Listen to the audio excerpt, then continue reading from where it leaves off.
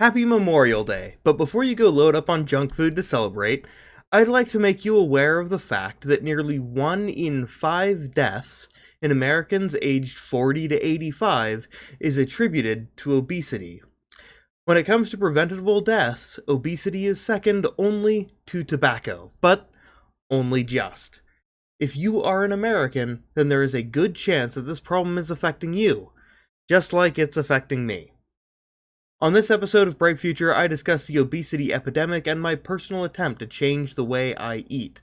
This is a weekly political podcast that follows current events and how we may do better so that there may be a brighter future. I'm your host, Samuel Adams, but please call me Sam, and without further ado, let's begin this week's episode, which I have titled, Eat Like an American. The actual start date of this story is difficult to pin down. One could say that it started when I first spoke with a dietitian and actually began to make changes, or you could say that it started with my own half-hearted, rudimentary attempts to try and change things myself. Or you could say it started even sooner, when I first gained all of my excess weight. Or you could also make it a political issue about the American government's attempts to influence public health. This story will start there. When I first started to learn about nutrition in elementary school, I was taught about the simple food pyramid, with grains making up the large block at the bottom, desserts making up the tiny tip of the pyramid, and other food groups taking up smaller sections in between. We were taught that this food pyramid was the key to healthy eating, because it came straight from the great and wise United States Department of Agriculture, based off of the best science available.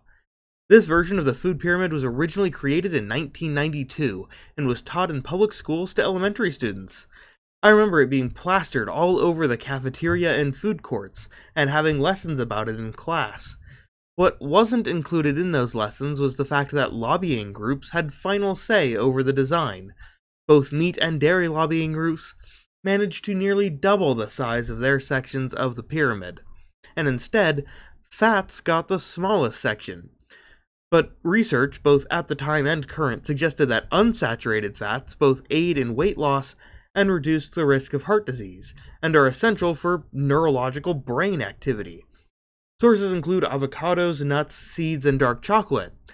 There should have been a separate section for saturated fats, which come in more traditional desserts.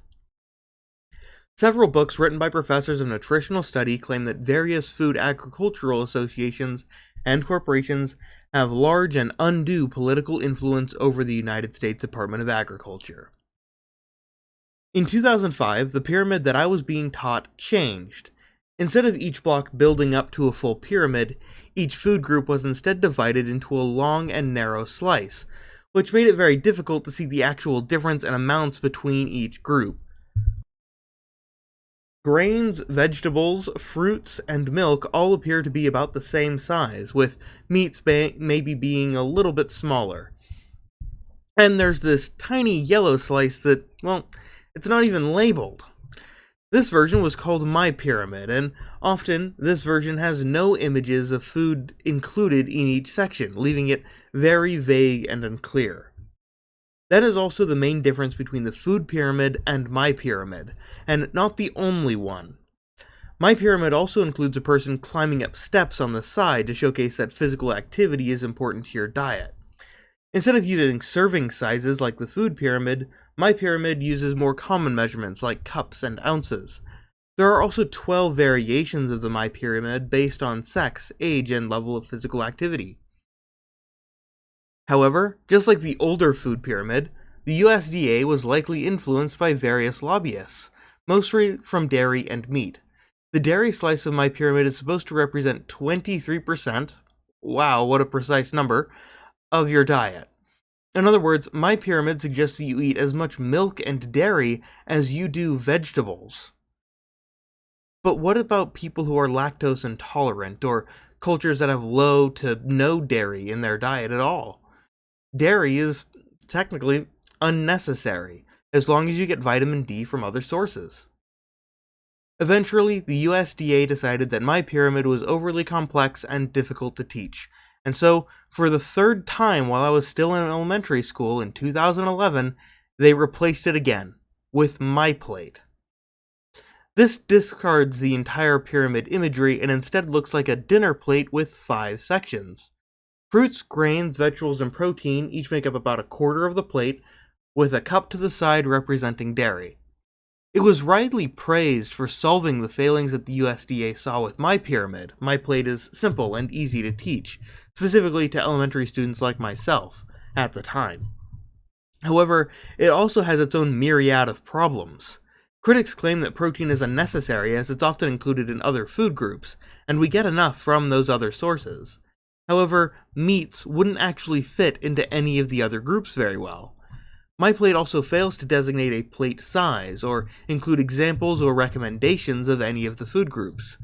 Just like prior nutrition guides, the dairy section is entirely dispensable. Water, physical activity, fats, and sweets are all absent from this model. Unlike my pyramid, there are no variations of my plate. It's marketed as a one-size-fits-all. I could probably take the easy way out and claim that my BMI of 40, obese class 3, is the result of me being effectively flashbanged by poor nutrition advice from an early age. But this probably wouldn't be a fair assessment of blame. I never really followed the advice in the first place when it came to vegetables, and I like cheese too much. But I regularly get fed up with how I look or often feel from being this heavy, so I decided I wanted to go on a diet. For about 3 years, I on and off attempted to moderate my diet by simply calorie counting and attempting to limit my caloric intake of about 2,000 per day. However, I had poor discipline following this rule and regularly broke it, or instead, my resolve. So back in February, I spoke with a dietitian to get some general ideas on how I could better make changes. At the very least, stop gaining weight, but ideally, start losing it. The dietitian told me to limit my carbohydrate intake to about 40 grams per meal and count your calories. Just try to limit to less than 3,000 per day, but that's not a hard limit. In other words, don't drastically change what you are eating, just how much. If you've ever tried to massively alter your diet, you'll know that it almost never works. Your diet is a habit that you've been reinforcing basically your whole life. Drastically changing it overnight simply doesn't work. So instead, implementing a small rule like this to change things slowly over time will start making things easier. Around that same time I spoke to that dietitian, I also began walking to work instead of driving. I probably should have been doing this a lot sooner, but to be honest, I saw it as a waste of time. Time spent walking to and from work was time spent away from other things I liked doing. Turns out I was sort of wrong. I live close enough to my job that walking takes just a few minutes longer than driving, and I'm spending less money on gas. Smaller portions with a wider variety of meals, with a wider variety in my meals instead of just one large item to make up an entire meal, was one of the suggestions the dietitian gave me. For example, instead of a normal pizza, I'll instead switch to a thinner crust, and then switch to eating only half of that pizza instead of the whole thing for one meal, and instead rounding out my meal with a small salad to the side. In the 3 months that have followed since I've made these changes, I've been watching and calculating my BMI, which at the time of this writing is 37, obese class 2 instead of 3. Results.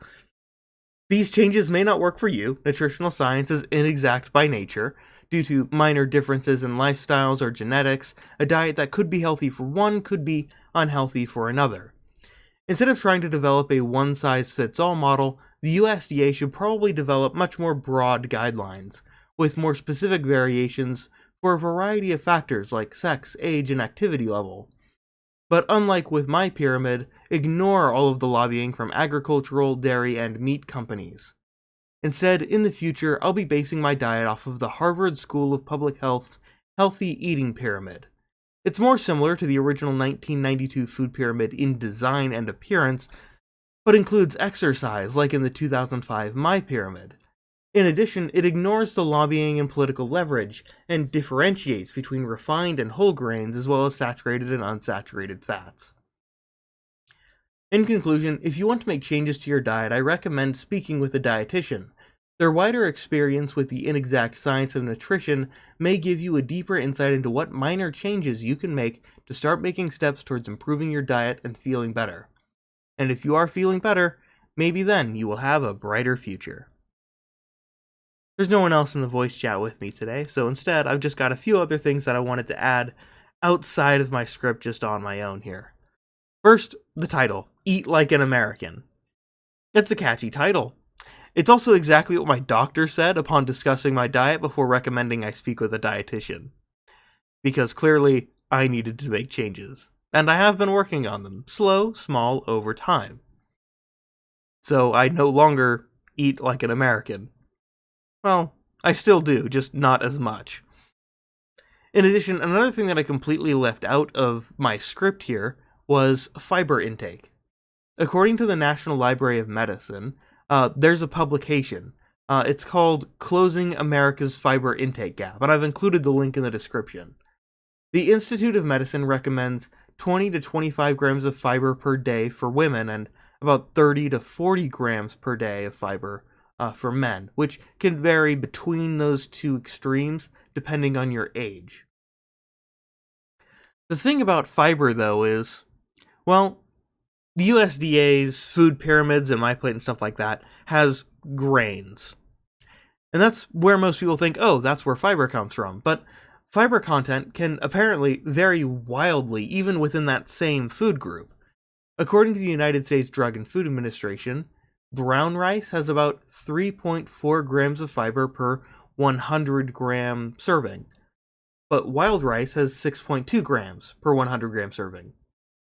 Wheat doubles it at 12.2 grams, and barley ups it even more to 17.3 grams per 100 grams. So even in the same food group, you're getting that massive difference. In addition, fiber, a lot of people just assume fiber just manages your digestive health, helps your gut. But it also has circulatory system and weight management benefits as well, which is why you really need to up that. So in order to do that, I got something here that I thought was high in fiber, a bunch of cashew nuts. I guess not. They are a good source of unsaturated fats, though. 10 grams per serving, which is like 20 pieces of that. I gotta find a good source of fiber, though. That'll probably be helpful. Anyway, no one else in the voice chat with me, and I had nothing else really to add for this episode, so check the description for more information, including all of the resources I used to build this episode.